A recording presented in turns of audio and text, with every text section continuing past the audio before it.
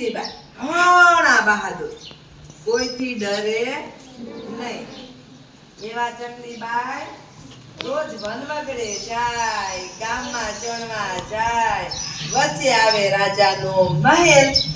તો એને એમ થાય કે રાજાના ઘરે જઈએ તો કેવું, રાજાના ઘરે જઈએ તો મજા આવી જાય.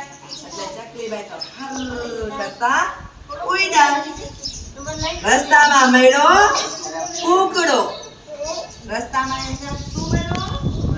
કૂકડાભાઈ કે ચકલીબેન ક્યાં ચાલ્યા? ચકલીબેન કે રાજાને ઘેર જાવાજી, દાડમ દાણા ખાવાજી, કુવારામાં નાવાજી, રાણીના ઘોડે બેસવાજી. કુકડાભાઈને તો રાજાની બીક લાગતી હતી એટલે કુકડાભાઈ બોલ્યા કે ચકલીબેન તમને રાજાની બીક નહીં લાગે? તો ચકલીબેન શું બોલ્યા? બીએ મોટા પાડા, બીએ મોટા હાથી, હું નાનકડી ચકલી, હું સીધે બીઉં. ચકલીબેનની બહાદુરી જોઈ કુકડાભાઈ તો ખુશ થઈ ગયા. એમણે એની એક કલગી આપી. લો ચકલીબેન, તમને કલગી આપું છું. ચકલીબેન તો ખુશ થતા થતા ફર કરતા વળી ઉડ્યા. તો રસ્તામાં મળ્યા મોરભાઈ. મોરભાઈ કે ચકલીબેન ક્યાં જાવ છો?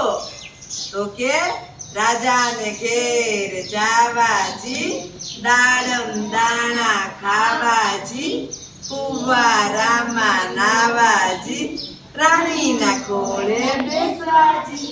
આ મોરભાઈને રાજાની બીક લાગતી હતી. તો મોરભાઈ કે ચકલીબેન તમને રાજાની બીક નહીં લાગે? તો ચકલીબેન તો બહાદુર એ કહે બીએ મોટા પાડા, બીએ મોટા હાથી, હું નાનકડી ચકલી, હું સીધે બીઉં. એટલે ચકલીબેન ઉપર તો મોરભાઈ ખુશ થઈ ગયા અને ફટ કરતું એક પીછું આપ્યું. ચકલીબેન તો પીછું લઈને ફર કરતા ઉડ્યા. ત્યાં તો આવી ગયો રાજાનો મહેલ. રાજાના મહેલ પાસે એક દરવાન એટલે કે ચોકીદાર ઉભો હતો. ચોકીદાર કે એ ચકલી આગી જા, ઉડી જા, રાજાના મહેલે તે જવાતું હશે?